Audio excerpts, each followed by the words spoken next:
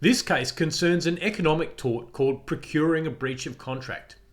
Classically, that tort happens when a tortfeasor directly persuades a person to breach their contract. In that situation, the person breaching the contract has done something wrong, but so has the person who persuaded them to. In this case, the plaintiffs, D.C. Thomson, printed and published magazines. They employed non-union labour.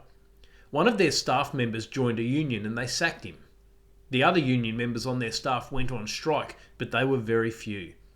They called on other unions to support them. In support, the unions responsible for loading and transporting paper to D.C. Thomson refused to do so. This effectively forced the paper supplier, Bowaters, to breach the supply contract. D.C. Thomson sued officials from their sacked employees' union, arguing that by calling on other unions to support them, they had procured the breach of contract.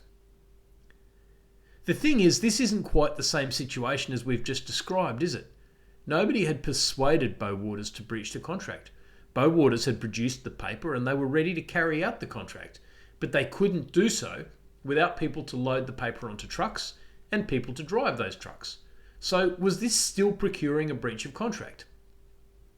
The court found that procuring a breach of contract could happen in three ways: by the tortfeasor persuading a party to breach the contract, by the tortfeasor committing some wrongful act which prevents the contract being fulfilled, or by the tortfeasor persuading someone else to commit some wrongful act which prevents the contract from being fulfilled. Master of the Rolls Evershed said, "What is the situation if the tortfeasor attains the same result indirectly by bringing his persuasion to bear upon some third party? In my judgment, if the act which the third party is persuaded to do is itself an unlawful or wrongful act, then the result is the same, and the tortfeasor will be liable for the loss or damage which the injured party sustains." So, indirectly causing a breach of contract is as bad as causing it directly. In this case, though, the union members were not acting unlawfully or wrongfully, and calling for support from other unions is not the same as persuading someone to cause a breach. So the plaintiff's action failed.